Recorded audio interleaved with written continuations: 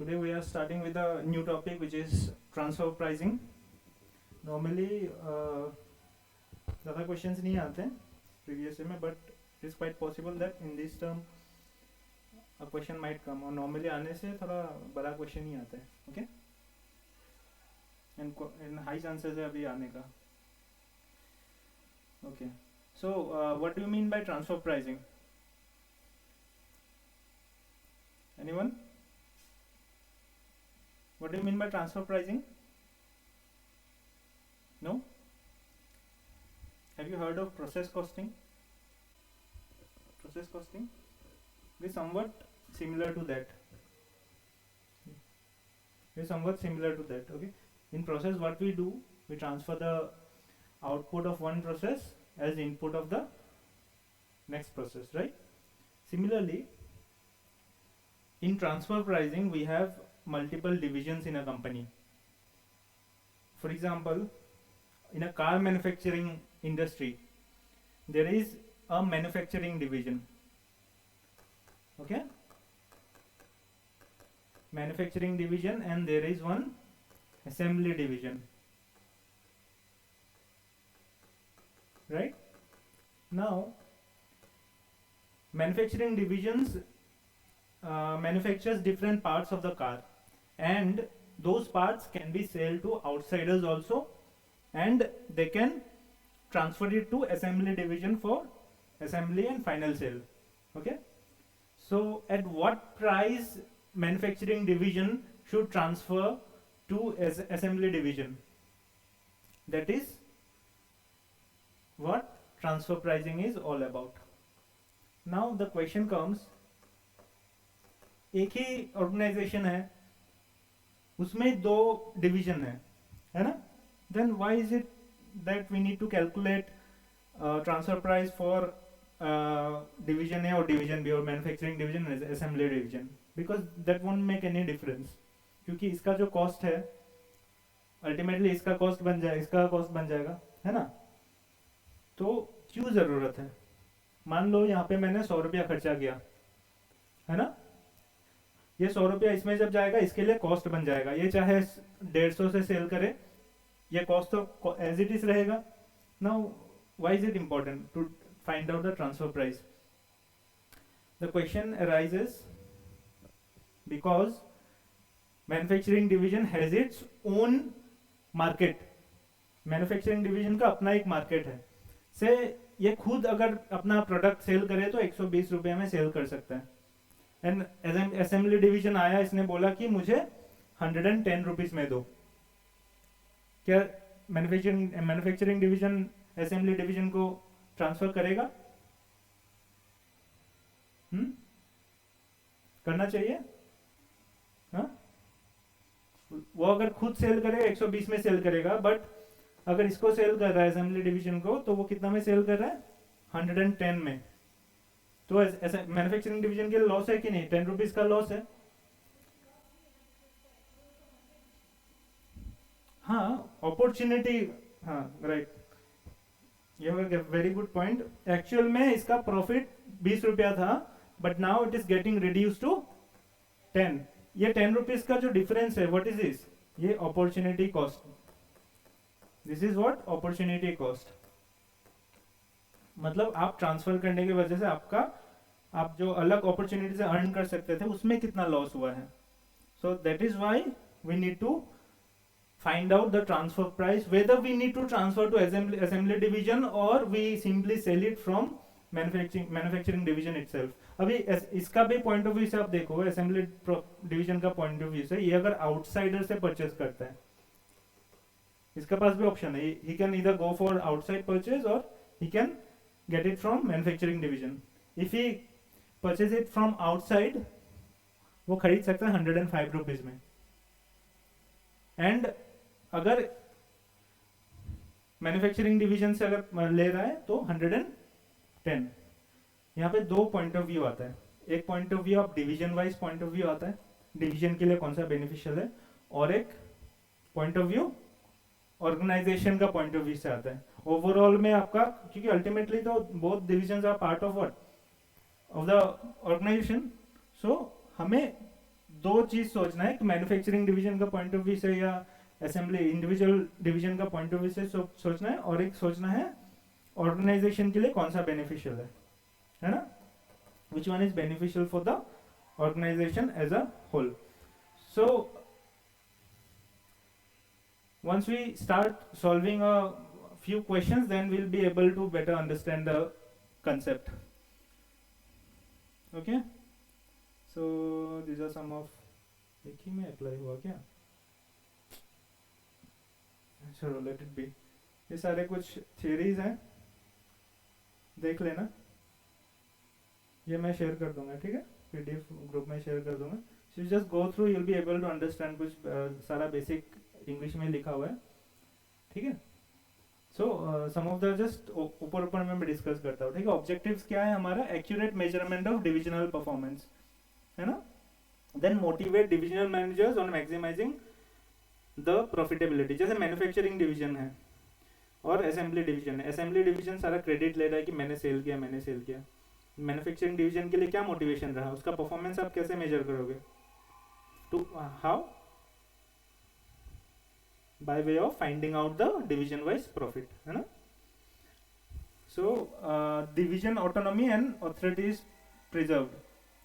Division का भी एक ऑटोनॉमी मेंटेन होगा, वो मोटिवेटेड भी रहेगा, है ना. उसका जो परफॉर्मेंस इवैल्यूएशन होगा, it will be more motivated. Then goal congruence takes place, मतलब ओवरऑल कंपनी का क्या गोल है, वो भी एक डाइवर्जेंस होता है उसमें, ठीक है.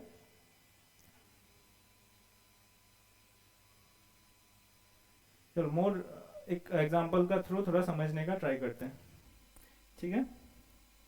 एक डिवीजन ए है, ठीक है, and it transfers the product to division B, ठीक है.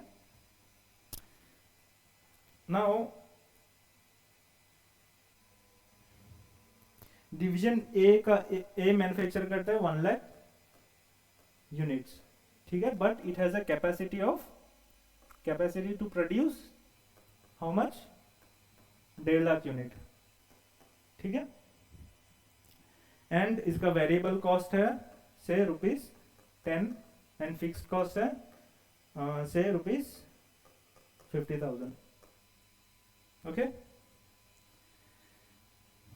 नाउ डिवीजन बी को चाहिए 40,000 यूनिट्स. डिवीजन बी को कितना चाहिए,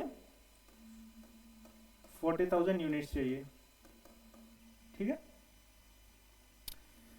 अभी डिवीजन ए जो है कितना रुपया में ट्रांसफर करने वाला है, और इसका मैं ठीक है, डिवीजन ए जो है डिवीजन बी को अभी कितना रुपया में ट्रांसफर करेगा, ये 40,000 यूनिट्स, ये एडिशनल यूनिट्स है, ठीक है, ये एडिशनल यूनिट्स है. ये एग्जिस्टिंग 1 लाख जो है, he can sell it to outsider, ठीक है. अभी ये 40,000 यूनिट जो है, ये ए बी को कितना रुपया में ट्रांसफर कर सकता है, ठीक है. देखो कैपेसिटी कितना है, 150, and how much is he producing, 1 lakh. So additional capacity कितना है, हाँ 50. So this requirement falls within that additional capacity, ठीक है. ये अगर मैं एडिशनल 40,000 प्रोड्यूस करता हूँ, एक्स्ट्रा कॉस्ट कितना आने वाला है डिवीजन ए के लिए, हाँ 4 लाख आने वाला है. मतलब वेरिएबल कॉस्ट ही आने वाला है. फिक्स कॉस्ट तो एज इट इज आप 1 लाख यूनिट एनीवेज प्रोड्यूस कर रहे हो, सो फिक्स कॉस्ट तो एनीवेज आपको इनकर करना है. सो ट्रांसफर प्राइस क्या होने वाला है, ₹10 पर यूनिट, ठीक है. क्योंकि वेरिएबल, क्योंकि this is with in the capacity, कुछ अपॉर्चुनिटी लॉस नहीं हो रहा है, ठीक है. Understood. So transfer price will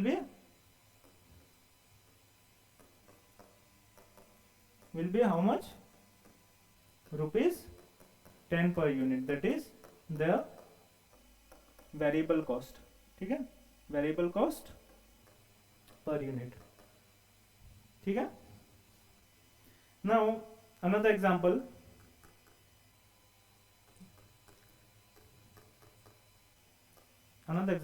ठीक है.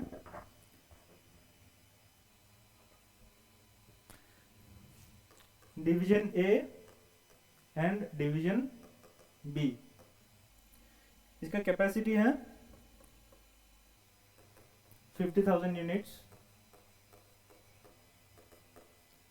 राइट। वेरिएबल कॉस्ट है ₹10 per unit, okay. Selling price is ₹25 per unit, and annual demand is 40,000 units। देखो, अगर एनुअल डिमांड होता नहीं तो इतना सारा हम लोगों को करने का जरूरत ही नहीं पड़ता, है ना। अगर आउटसाइडर डिमांड है, that's why we need to calculate. And division B requires 20,000 units, ठीक है। डिवीजन बी को 20,000 यूनिट्स चाहिए। अभी ये 20,000 यूनिट्स कहां से कैटर करेगा डिवीजन ए?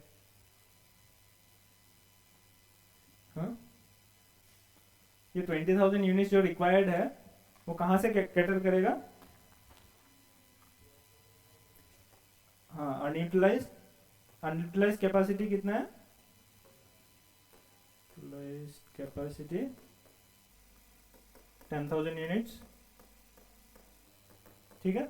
यहां से 10,000 कैटर करेगा, remaining 10,000 will be catered, remaining 10,000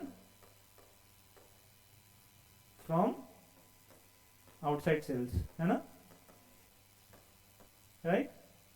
तो आप बोल सकते हो कि अनयूटिलाइज्ड कैपेसिटी तो 10,000 है, 10,000 के लिए मैं सिर्फ वेरिएबल कॉस्ट चार्ज करूंगा, है कि नहीं। 10,000 के लिए मैं, क्योंकि अनयूटिलाइज्ड कैपेसिटी 10,000 है मेरे लिए, so for 10,000 I can only charge variable cost, but for the remaining 10,000 हमें क्या चार्ज करना चाहिए?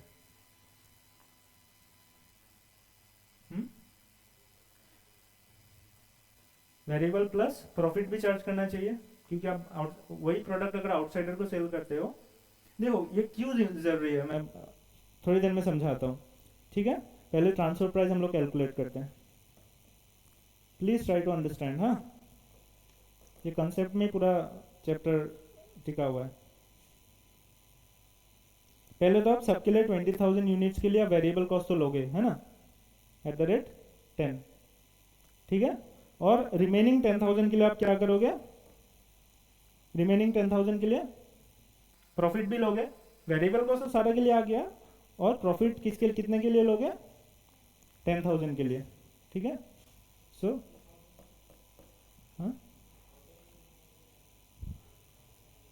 हाँ, you can put it in other way also. Let me just complete first. I understood your query, ठीक है। आप ऐसे भी लिख सकते हो या आप अलग तरीके से भी लिख सकते हो। कैसे लिख सकते हो? 10,000 के लिए आप @10 लोगे, और रिमेनिंग 10,000 के लिए सेलिंग प्राइस में लोगे, है ना। ऐसे भी लिख सकते हो, ठीक है।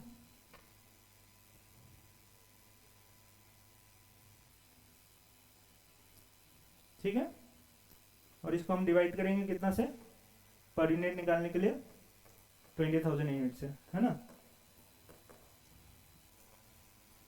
कितना आ रहा है? सेलिंग प्राइस 25 माइनस 15, सो 2 lakhs प्लस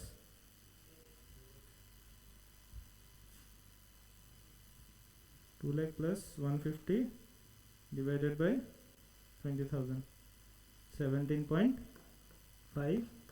पर यूनिट, ठीक है। वैसे भी इसमें भी वैसे आएगा ना, अब कैसे भी समझो, कोई दिक्कत नहीं है, ठीक है। Now why this price is important, वो हमें समझना है। अगर मैं यहाँ पे प्रॉफिट एलिमेंट ऐड नहीं करता, अगर प्रॉफिट एलिमेंट ऐड नहीं करता तो मेरा कितना बनता? 10 रुपीज़। वो 10 रुपीज़ करके मैं डिवीजन, जो मैं फाइनल सेलिंग प्राइस बनाऊंगा प्रोडक्ट का, मान लेता हूँ डिवीजन बी भी कुछ खर्चा करता है। डिवीजन बी का अपना वेरिएबल कॉस्ट है 15 रुपया, ठीक है। जो मैं फाइनल कॉस्ट बनाऊंगा, मतलब प्रोडक्ट का प्राइस बनाऊंगा, मुझे मार्केट में सेल करना है ना, सेलिंग प्राइस कैसे निकालता हूँ, कॉस्ट प्लस प्रॉफिट। मैं एज्यूम कर लेता हूँ कि मुझे कितना परसेंट प्रॉफिट अर्न करना है, 20%, ठीक है। Now understand. अभी ट्रांसफर प्राइस कितना है, अगर मैं प्रॉफिट कंसिडर नहीं करता मेरे लिए कितना होगा, 10, ठीक है, 25 टोटल कॉस्ट, उसके ऊपर प्रॉफिट मैं लूंगा कितना, 20%, ठीक है, मतलब 5 रुपीज, तो मेरा सेलिंग प्राइस कितना बना, 30। वहीं पे अगर मैं मेरा करेक्ट लॉस, मेरा करेक्ट कॉस्ट जो निकालूंगा because of opportunity cost,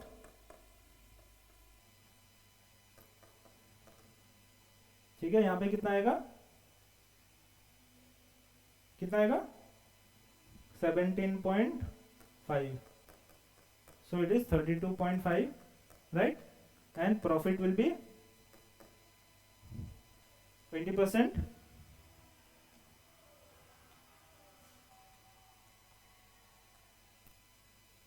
6.5, so it becomes 39, selling price becomes 39. हाँ, कहाँ 10 था, उसको तो ट्रांसफर प्राइस लिया ना मैंने, ट्रांसफर प्राइस लिया ना उसको, 15 तो भाई इसका डिवीजन बी का वेरिएबल को, ये डिवीजन बी का फाइनल सेल्स प्राइस निकाल रहा हूँ।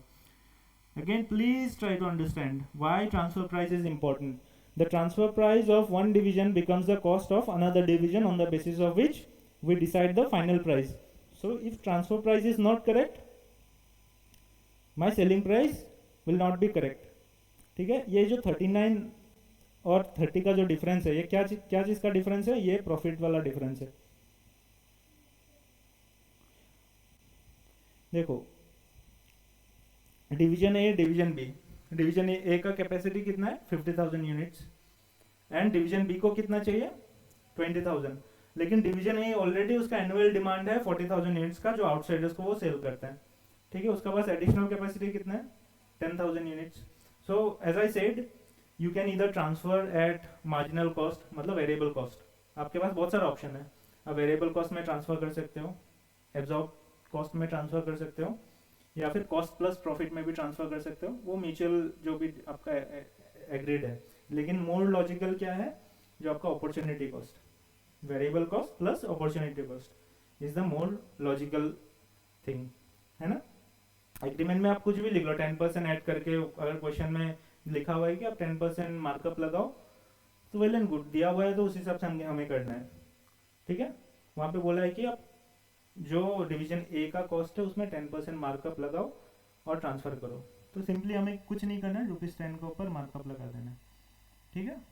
लेकिन वहीं पे अगर क्वेश्चन साइलेंट है तो हमें क्या फाइंड आउट करना है, अपॉर्चुनिटी कॉस्ट, कि मार्केट में अगर मैं सेल करता हूँ तब मैं कितना प्रॉफिट अर्न करता, और यहाँ पे ट्रांसफर करने की वजह से मैं कितना अर्न कर रहा हूँ, उसका डिफरेंस क्या है, ठीक है। मिनिमम से मिनिमम मैं कितना रिकवर करूंगा, वेरिएबल कॉस्ट, उसके अलावा मैं क्या रिकवर करूंगा अगर मेरा अपॉर्चुनिटी कॉस्ट कुछ आ रहा है, ठीक है। तो यहाँ पे मैंने तो वेरिएबल कॉस्ट रिकवर कर लिया, अपॉर्चुनिटी कॉस्ट कितना है, जो रिमेनिंग 10,000 मैं यहाँ से 40,000 से घटा के मैं कितना कर रहा हूँ, 30,000 कर रहा हूँ।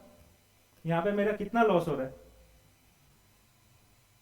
कितना लॉस हो रहा है, यहाँ पे 15 रुपीज का लॉस हो रहा है ना, 10 रुपया तो मैं एनीवेज ट्रांसफर प्राइस ले ही रहा हूँ, रिमेनिंग कितना हो रहा है 15 का, तो 15 इंटू 10,000,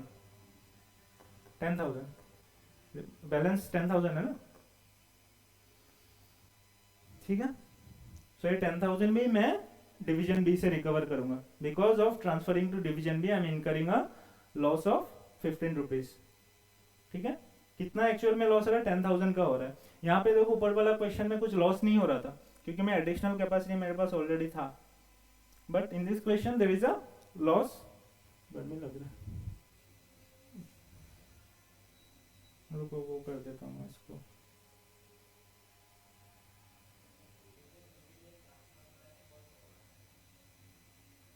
एक minute.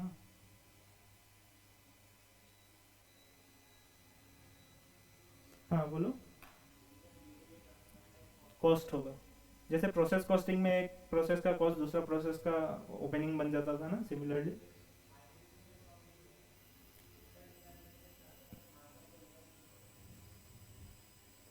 Come again. Hmm.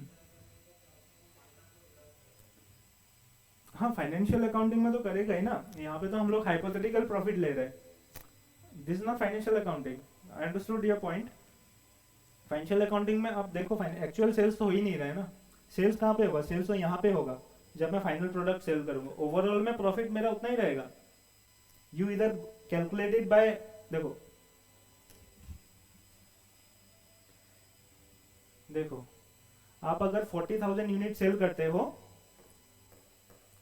At the rate कितना, 25, एंटायरली आउटसाइडर को सेल करते हो, ठीक है, और रिमेनिंग 10,000 भी आप 25 में सेल करोगे, है ना। मतलब ultimately 50,000 you will sell it for 25 rupees. Variable cost कितना आएगा? Variable cost 10 rupees for the entire. लेकिन दैट केस थोड़ा इस क्वेश्चन में बताना मुश्किल है, बिकॉज डिवीजन बी का selling price is not given. कैसे समझाए? आई अंडरस्टूड योर पॉइंट कि फाइनेंशियल अकाउंटिंग में जो डिपार्टमेंटल मार्कअप है is getting reverse because this is the notional profit, not actual profit, right? That is what your point is. But in this case, it is also notional profit. We are not accounting for it. This is only for the purpose of deciding the price, deciding the transfer price, so that we can decide the final price of the product. This is not, this is neither profit.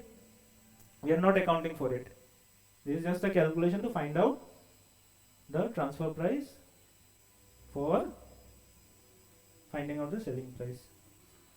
ठीक है, financial accounting से correlate मत करो इसको। Financial accounting, क्योंकि overall profit आप whether you transfer it to B or you sell it on your, if the division A sells it by themselves, profit will remain as it is. उसीलिए तो हम लोग profit add कर रहे हैं, ताकि profit दोनों option में सेम रहे, ठीक है। अगर 50,000 यूनिट्स ये खुद भी सेल करे तो भी उतना प्रॉफिट आएगा, बी में मतलब ओवरऑल ऑर्गेनाइजेशन में कुछ इंपैक्ट नहीं आना चाहिए। अंडरस्टूड?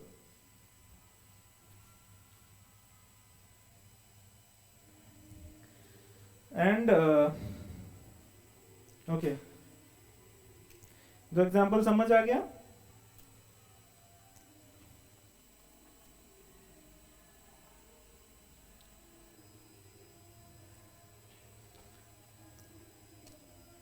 आ गया समझ दोनों example? I hope so.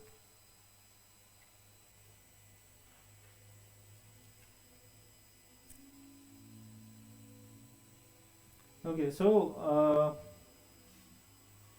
as I said, there may be different methods of deciding the transfer price, जैसे कि मार्जिनल कॉस्ट हो गया, एब्जॉर्प्शन कॉस्ट हो गया, स्टैंडर्ड कॉस्ट हो गया, टू पार्ट टैरिफ हो गया। टू पार्ट टैरिफ हम लोग जो क्वेश्चन करेंगे तो सब समझ आएगा। जैसे अपॉर्चुनिटी कॉस्ट अभी बताया ना, वेरिएबल प्लस अपॉर्चुनिटी कॉस्ट, तो वो टू पार्ट टैरिफ हो गया, ठीक है। जैसे मार्जिनल कॉस्ट, अगर आपका अपॉर्चुनिटी लॉस कुछ है नहीं, then the price will be at marginal cost, ठीक है, अगर कहीं पे अपॉर्चुनिटी कॉस्ट है नहीं।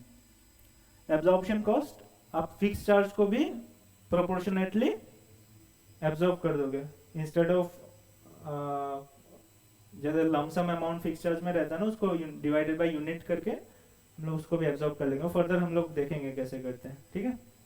स्टैंडर्ड प्राइस अगर क्वेश्चन में दिया हुआ है, स्टैंडर्ड प्राइस में कर लो।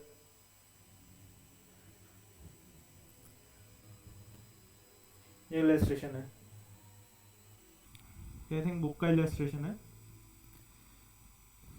Arthur Company is a multi-divisional company and its managers have been delegated full responsibility and autonomy.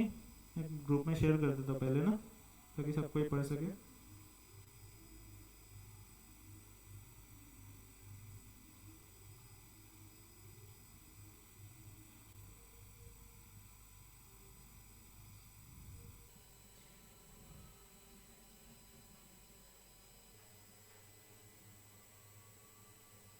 अगर मैं फास्ट जाता हूँ please tell me, okay.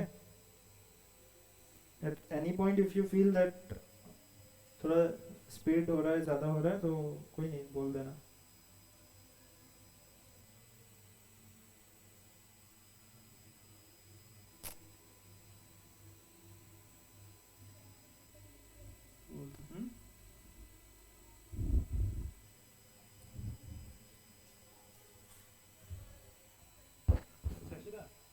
PDF তো গ্রুপত শেয়ার কৰি দিওঁ, মেইল কৰিছিল. অঁ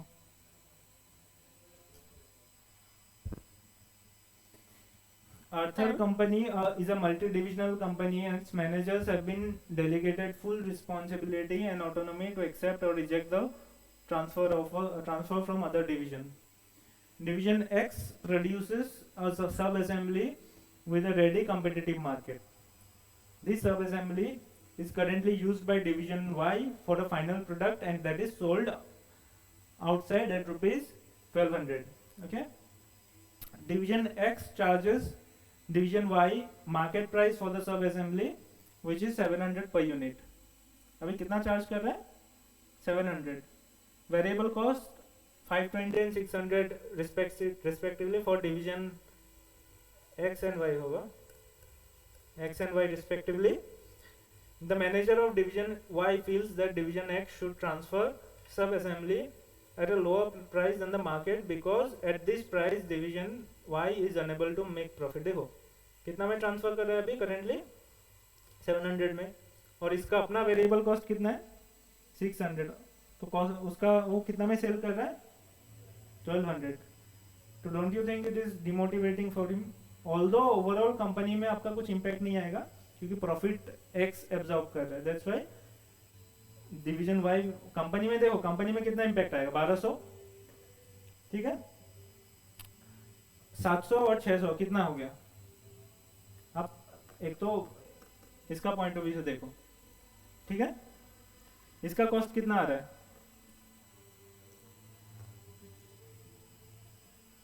अब एक बार कंपनी का पॉइंट ऑफ व्यू से सोचो, मतलब इंडिविजुअल डिवीजन का पॉइंट ऑफ व्यू से सोचते हैं, फिर कंपनी का पॉइंट ऑफ व्यू से सोचते हैं. ठीक है, एक्स का कॉस्ट कितना है 520, वाई का कॉस्ट कितना है 600. ठीक है, दोनों का सेल्स कितना है? इसका तो अपना सेल्स नहीं है, बट कितना में ट्रांसफर करता है 700 में, है ना? ये 700 इसका कॉस्ट बन जाता है कि नहीं? और ये कितना में सेल करता है? प्रॉफिट कितना हुआ इसमें 180, इसमें लॉस 100, नेट कितना बना 80. अभी कंपनी का पॉइंट ऑफ व्यू से देखो, कंपनी एज ए होल. ठीक है, कितना सेलिंग प्राइस है? कॉस्ट कितना लगा? कॉस्ट एक्चुअल कॉस्ट कितना लगा? 520 लगा और 600 कितना बना? ठीक है, दोनों प्रॉफिट तो मेरा उतना ही है, लेकिन division Y is demotivated. Why? Because on his account there is a loss of 100. वो बोल रहा है कि मैं इतना काम करके भी मुझे लॉस हो रहा है, then why should I work, है ना? सो हमें थोड़ा रियलिस्टिक ट्रांसफर प्राइस निकालना है. Compute the division Y profit contribution if the transfers are made at market price and also total contribution to profit for the company. Already हमने जो अभी निकाला है ना. Assume that division A can sell its production in the open market. Should division X transfer the goods to division Y? If so, at what price? अगर division A खुद cell कर पाता अगर मार्केट में, वो कितना में सेल करता? 700 में करता. ठीक है, और उसका कॉस्ट कितना है 520. कितना प्रॉफिट बना उसका 180.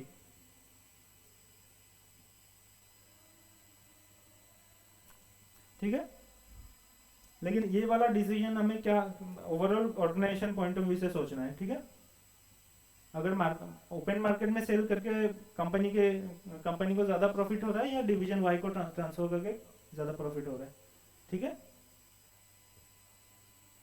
क्योंकि वो 700 में एनीवेज आउटसाइडर को भी सेल कर सकता है और डिवीजन वाई को भी ट्रांसफर कर सकता है. So it is irrelevant for him, irrelevant for division x, है ना.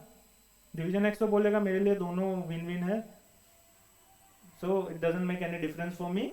तो ये क्वेश्चन का कोई सेंस ही नहीं बनता है ना. लेकिन हमें सोचना है कंपनी का पर्सपेक्टिव से. हाँ, अभी तो करेंटली 700 में दे रहा है ना. Division Y, division X charges division Y market price, जो कि वो आउटसाइडर को सेल कर सकते उतना ही चार्ज कर रहा है. Assume that division X can sell in the open market only 500 units.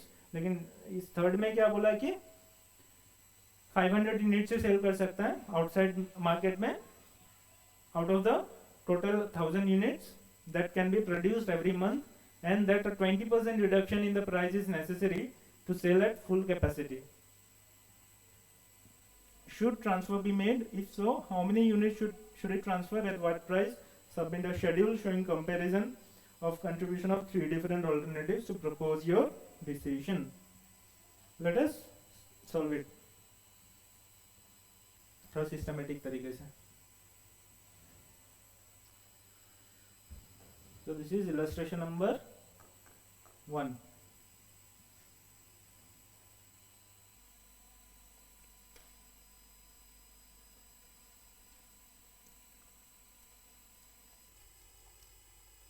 So there are two divisions, division X and division Y.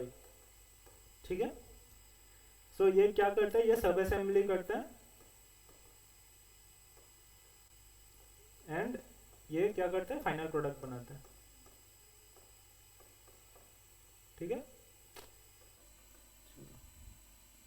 And दोनों का वेरिएबल कॉस्ट कितना है, 520 एंड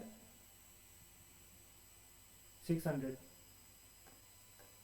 सेलिंग प्राइस कितना है, 700. ठीक है. सर 1200 एंड एक्स अगर individually cell करता है देन इट इज 700. ठीक है. थोड़ा ग्राफिकली हम लोग इसको प्रेजेंट कर दिया. नाउ फर्स्ट हमें क्या बताया, calculation of division wise profit ना, करंट प्रॉफिट. ठीक है. सिंपल है.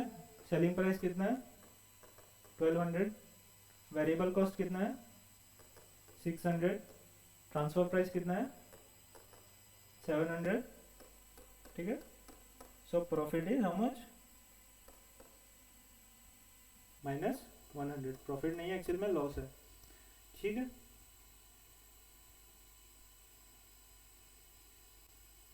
और कैलकुलेशन ऑफ कंपनीज प्रॉफिट.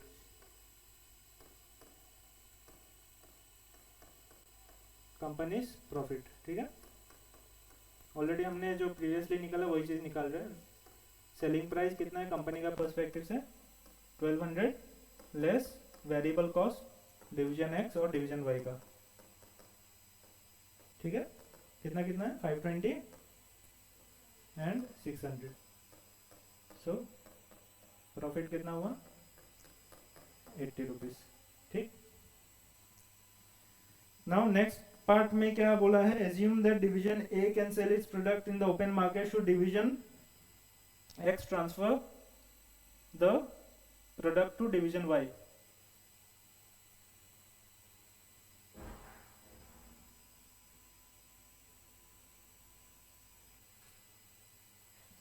ठीक है. सो डिवीजन एक्स का प्रॉफिट कितना बनता है पहले वो निकालते हैं.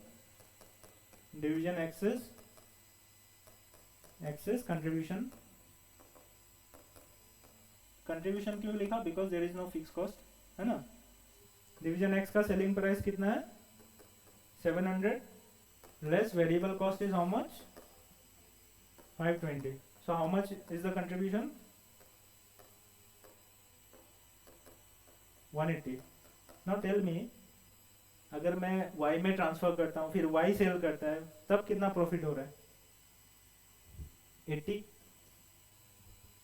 But if I am selling directly, if division X is selling directly, then how much is the contribution, 180. Then कौन सा ऑप्शन बेटर है,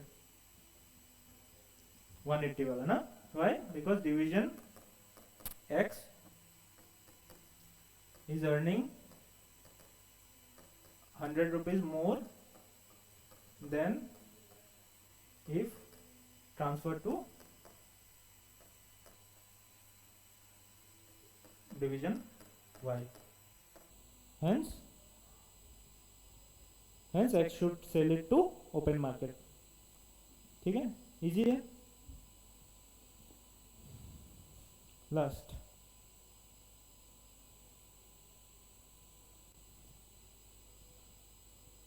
नेक्स्ट पार्ट में क्या पूछा गया है?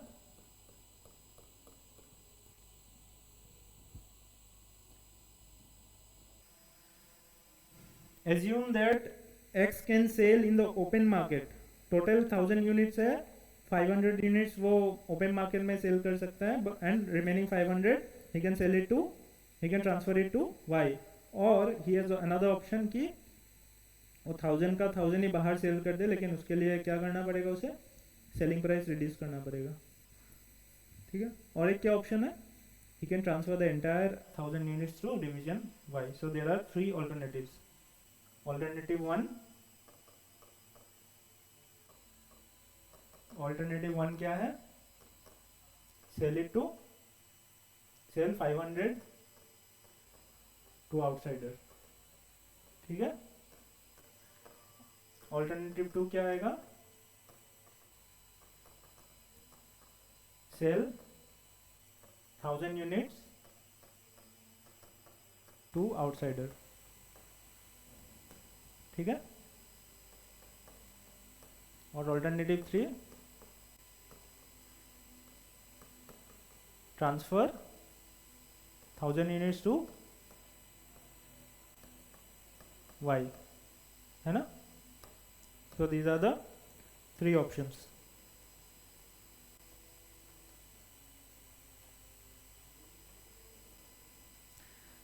ठीक है. और ये डिसीजन हमें किसके पर्सपेक्टिव से लेना है? किसके पर्सपेक्टिव से लेना है ये डिसीजन? कंपनी के पर्सपेक्टिव से, क्योंकि ultimately our objective is to maximise the profit of the company, है ना. सो कंपनी सेल्स कितना आएगा? अगर मैं 500 यूनिट आउटसाइडर को सेल करता हूँ तो कंपनी सेल्स कितना आएगा? 500 करके आएगा. एक तो 1200 आएगा जो डिवीजन वाई को ट्रांसफ़र किया और उसने सेल किया, और बाकी मैंने जो ट्रांसफ़र मतलब डिवीजन एक्स ने जो डायरेक्टली ट्रांसफ़र किया उसका कितना सेलिंग प्राइस है? 700. तो टोटल सेल्स कितना आ रहा है?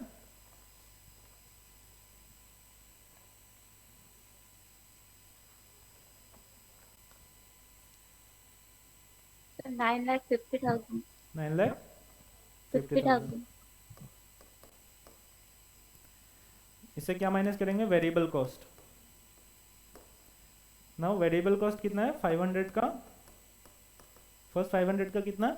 520 करके, और रिमेनिंग 500 का, सॉरी ये तो 1000 यूनिट्स का ही होगा ना. 520 तो 1000 यूनिट्स का ही होगा. अब तो 1000 यूनिट्स ही प्रोसेस कर रहे हो ना. डिवीजन ए में तो 1000 यूनिट्स ही प्रोसेस कर रहे हो, उसका बाद ही आप इधर ट्रांसफर करोगे या सेल करोगे. सो इनिशियल कॉस्ट तो आपका 1000 यूनिट्स पे लगेगा. बाकी रिमेनिंग अगर डिवीजन वाई में ट्रांसफर करोगे तब एडिशनल 500 का कॉस्ट लगेगा, है ना. डिवीजन वाई का कॉस्ट कितना था? 600. इसको समझ नहीं आया ये वाला चीज़? बताओ. नहीं आया?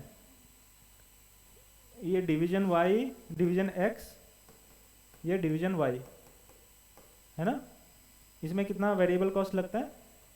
520, इसमें 600. अभी हम लोग क्या डिसाइड करें कि 500 हम लोग आउटसाइडर को सेल करेंगे, मतलब डायरेक्टली यही से 500 सेल कर देंगे आउटसाइडर को, और बाकी रिमेनिंग 500 डिवीजन वाई को ट्रांसफर करेंगे. अभी कॉस्ट कितना बनेगा? ये 500 के ऊपर कितना कॉस्ट बनेगा? 500 इंटू 520, और ये 500 के ऊपर कितना कॉस्ट बनेगा? हाँ, 1120 बनेगा ना. ये तो ये दोनों ऐड हो जाएगा ना। तो मैंने वही तो किया है, मैंने क्या किया, ये 520 दोनों में मल्टीप्लाई कर दिया और रिमेनिंग जो 600 है 500 में मल्टीप्लाई। एक ही बात है, आप वैसे करके भी करो। नहीं समझ आया? नहीं समझ आया तो बोलो। नहीं आया? कोई नहीं, चलो वापस से समझाने का कोशिश करता हूँ।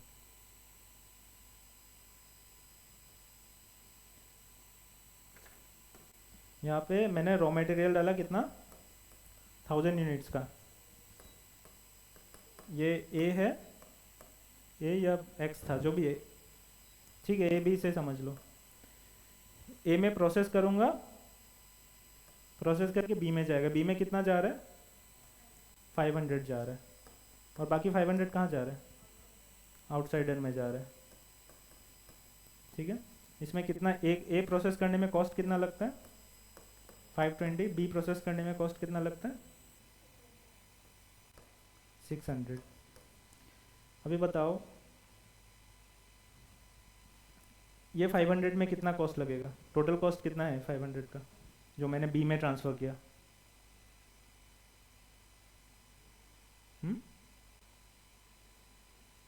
3 लाख।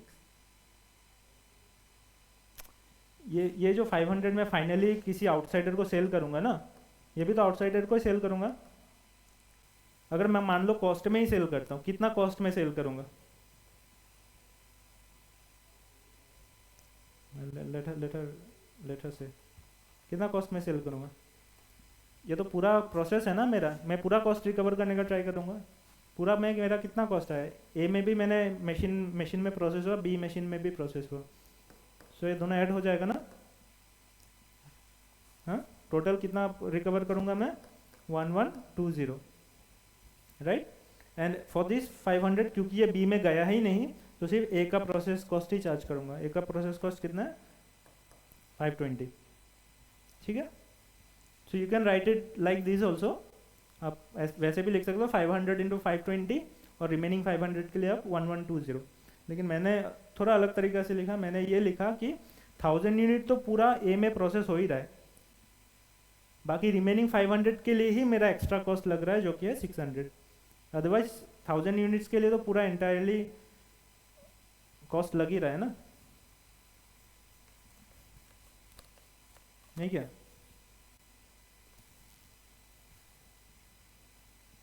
मान लो आप because I am a fond of cooking so I am just telling you, मैं कुछ सब्जी बना रहा हूँ, उसमें 2 आइटम बना रहा हूँ, एक 2 चीज़ फ्राई कर रहा हूँ, पनीर फ्राई कर रहा हूँ, एक अनदर आइटम कुछ भी फ्राई कर रहा हूँ। पनीर को मैं फ्राई करके सब्जी में डालूंगा, ठीक है। मुझे कैलकुलेट करना है कितना तेल लगा, पनीर को सब्जी में डालने के बाद उसमें वापस से तेल डालना है। और एक जो है, और एक जो चीज़ फ्राई किया था, कुछ बोल दो क्या फ्राई किया था, और एक पकोड़ा, पकोड़ा फ्राई किया था, वो पकोड़ा मैंने खा लिया, ठीक है। और पनीर को प्रोसेस करके वापस से सब्जी में डाला जिसमें और तेल लगा। टोटल कितना तेल लगा मेरा,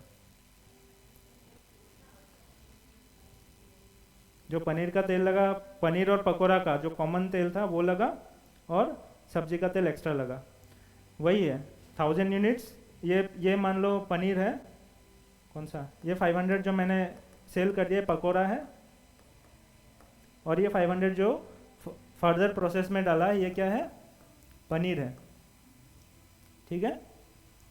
तो पनीर और पकोड़ा इसमें तो दोनों है ना, ये पनीर प्लस पकोड़ा दोनों है इसमें, तो दोनों का तेल जो है, दोनों का तेल कितना है, ये तो लूंगा ही, और एडिशनल जो तेल लगा है वो किसके लिए लगा है, सिर्फ पनीर के लिए लगा है, तो उससे मल्टीप्लाई करूंगा।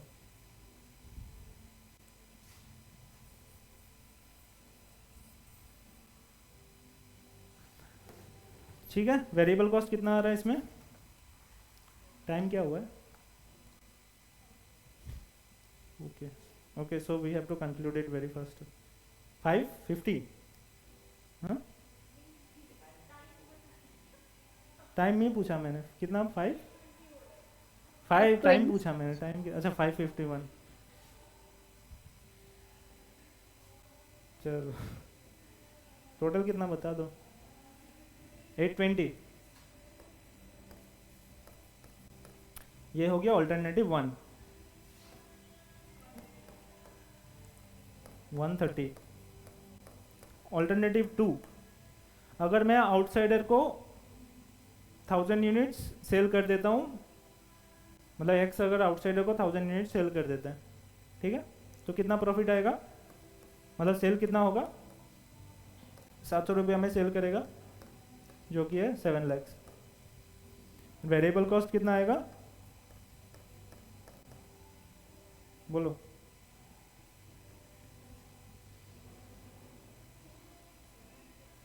वेरिएबल कॉस्ट, एक्स का वेरिएबल, मतलब दो डिवीजन है ना, एक्स और वाई, 520 और 600 था ना वेरिएबल कॉस्ट। तो मैं क्या कर रहा हूँ, इसी पॉइंट से सेल कर रहा हूँ, जो 1000 यूनिट से इसी पॉइंट से सेल कर दे रहा हूँ, तो इसका वेरिएबल कॉस्ट कितना होगा, यही लग रहा है ना वेरिएबल कॉस्ट। मेरा जो तेल है कौन सा वाला का लग रहा है, पनीर और पकौड़ा का ही तेल लग रहा है, और जो सब्जी बना रहा हूँ उसका तेल लग ही नहीं रहा है, ठीक है। So it is 520, profit is 180।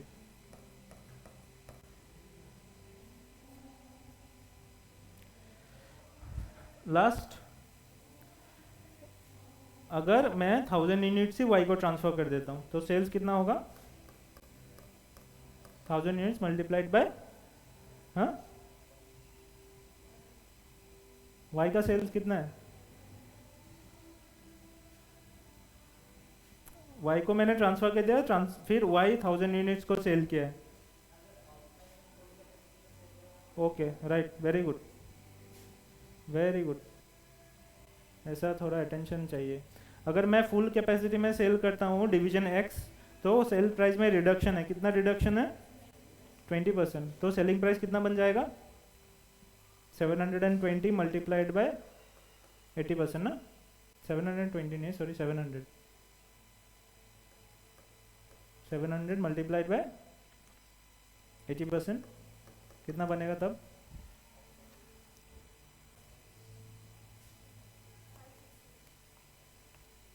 560 multiplied by 1000 is 560।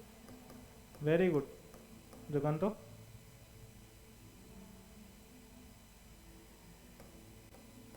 $40,000।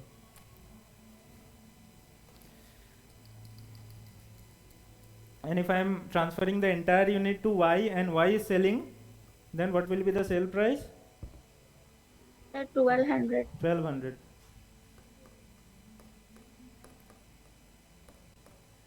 And what will be the variable cost? 1120. So 11,20,000. So the profit will be 80,000. कौन सा ऑप्शन बेटर है, 1, अगर 500 में सेल करूँ आउटसाइडर और 500 वाई को ट्रांसफर करूँ।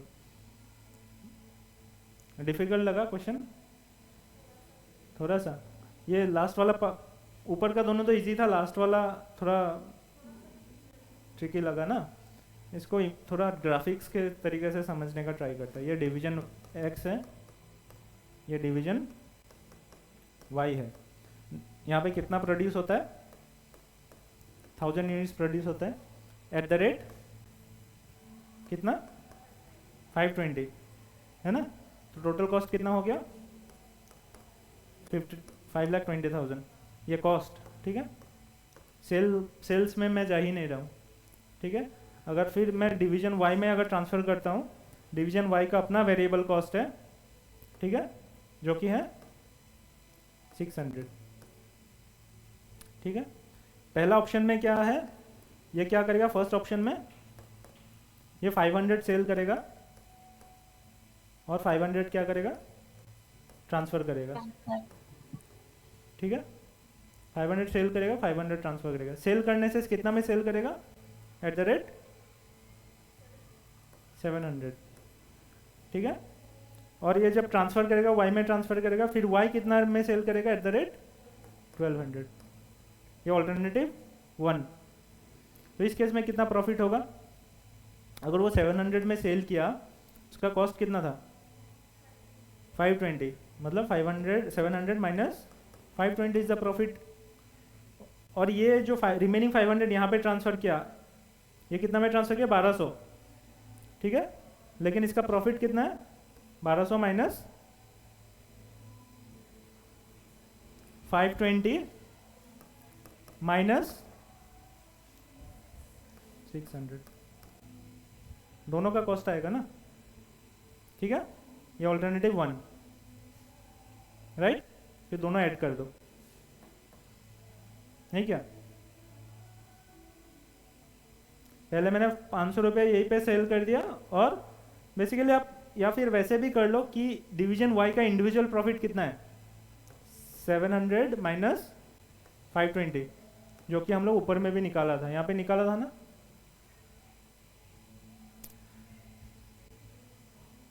यहाँ पे निकाला था ना इंडिविजुअल प्रॉफिट डिवीजन एक्स का, कहाँ गया?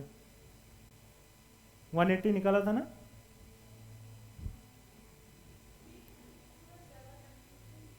ये ज़्यादा कंफ्यूजिंग है, तो इजी करने का ट्राई कर रहा हूँ, उल्टा कंफ्यूजिंग। समझ में आ गया? चलो फिर कंफ्यूज नहीं करता।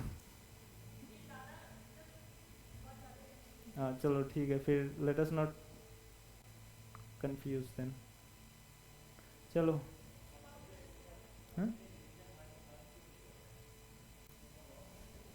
हाँ कर सकता है, वही तो, तभी तो बोला ना ऑल्टरनेटिव 1। यहाँ पे देखो किस में ज़्यादा प्रॉफिट हो, डिवीजन वाई को सेल कर देने से इतना प्रॉफिट आप अर्न नहीं कर सकते हो ना, डिवीजन वाई को बंद कर देने से यहाँ पे ज़्यादा प्रॉफिट अर्न हो रहा है ना, because the reason being division X can have limitations. जैसे वो क्या लिमिटेशन है क्वेश्चन में, कि वो 500 तक ही प्रोड्यूस कर सकता है, वो एक लिमिटिंग फैक्टर है।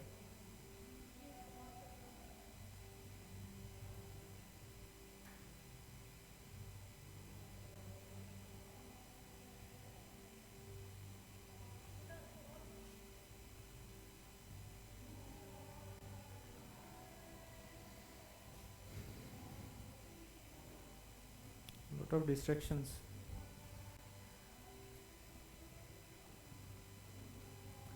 Understood?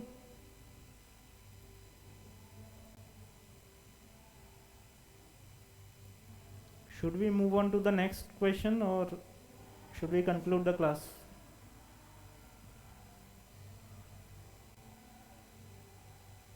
ये क्वेश्चन आया था आपका, देखो ये क्वेश्चन आपका ट्रांसफर प्राइसिंग रिलेटेड जून 2017 में आया, दिसंबर 2017 में आया, उसके बाद आया नहीं, दिसंबर 2019 में आया। अभी रिसेंट टाइम्स में मुझे पता नहीं आया कि नहीं, रिसेंट टाइम्स में शायद नहीं आया, लेकिन आ सकता है, क्वाइट पॉसिबल। लेकिन मार्जिनल कॉस्टिंग से आता ही आता है, थरोली अच्छा से कर लेना वो प्रीवियस ईयर का क्वेश्चंस। अगर इफ टाइम परमिट्स हम लोग और भी क्वेश्चन सॉल्व करेंगे मार्जिनल कॉस्टिंग से, ठीक है, प्रीवियस ईयर्स का। पहले एक बार सिलेबस ख़त्म कर लेते, फिर प्रीवियस ईयर का क्वेश्चन सॉल्व करेंगे। ऐसा कुछ टारगेट बनाया नहीं इस बार, क्या होता है ना, टारगेट बनाने से थोड़ा सा क्वालिटी में गड़बड़ हो जाता है। ग्रुप 1 का ठीक है, हेल्प कर दूँगा।